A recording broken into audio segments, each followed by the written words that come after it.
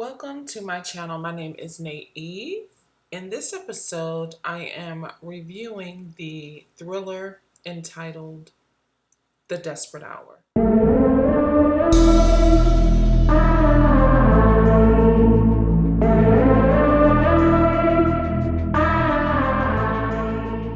In this episode, I'm reviewing The Desperate Hour starring Naomi Watts. It was released internationally last year and is currently available to rent on demand. So this is a thriller which was formerly entitled Lakewood, and it's rated PG13 with a runtime of 84 minutes. It was written by Chris Sparling, who you'll remember from 2010's Buried, starring Ryan Reynolds. It was directed by Australian director Philip Noyce, who directed 2010's Salt, starring Angelina Jolie. Now, in The Desperate Hour, Naomi Watts stars as a recently widowed single mom desperately trying to escape a wooden trail while her son's taken hostage by an active shooter at his high school. She's a tax agent who takes a day off on this particular day, a personal day.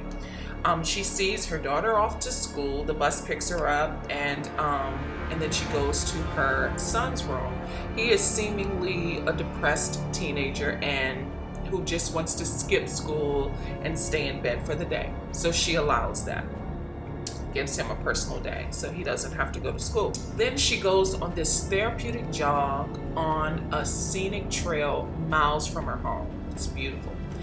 Deep into her jog, she gets an Amber Alert on her cell phone that the schools in her Lakewood community are on lockdown because of an active shooter. Terrified, she starts making calls to schools, pleading with parents to protect her daughter, her daughter's the only one she sent off to school on this day. She soon realizes that her son actually got out of bed and went to school. So then she has to sanction more parents to locate her son at the school that's being evacuated, but locate her son so that he can be protected too from this active shooter. But when a detective on the scene questions Naomi plays Amy. When the detective on the scene questions Amy about her son and his access to guns, she's frightened that he may be the active shooter. As the story unfolds, we realize he's actually a hostage, not the active shooter. With access to tax records, she resorts to desperate measures to compel the active shooter to release her son, which inevitably hinders the investigation. So she's interfering with the investigation at this point. So the detective, since all of the negotiations are cut off from this active shooter, this detective must rely on Amy to communicate further with this active shooter because she has seemingly gotten further in communication with the active shooter than the detectives and the negotiators. Okay, inevitably the active shooter releases the hostages, and there's only one fatality. There's only one fatality, which happens to be a teacher. Now, this looked like it was filmed for a Peloton. Visually, it looks like you're on a Peloton. The terrain is beautiful, but there are so many times you can look at a wooded maze and stay engaged unless you're doing a spin class on your Peloton. The stakes fell flat, in my opinion. Thrillers need high stakes, but the audience needs the protagonist to overcome small obstacles with some setbacks until the big finale win. Amy, in this film, her stakes were uninteresting. She sprained her ankle and limped through the woods. Okay. She calls an Uber or Lyft, but he can't find her in the woods. Okay.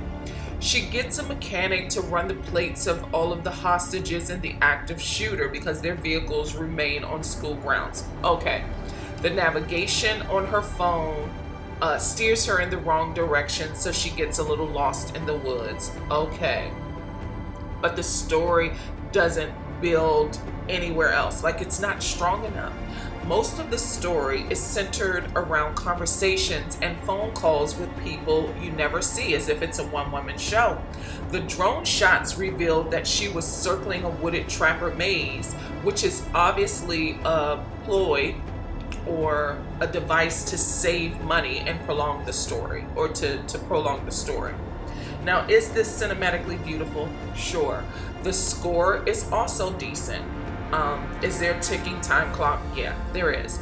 The story just doesn't hold engagement.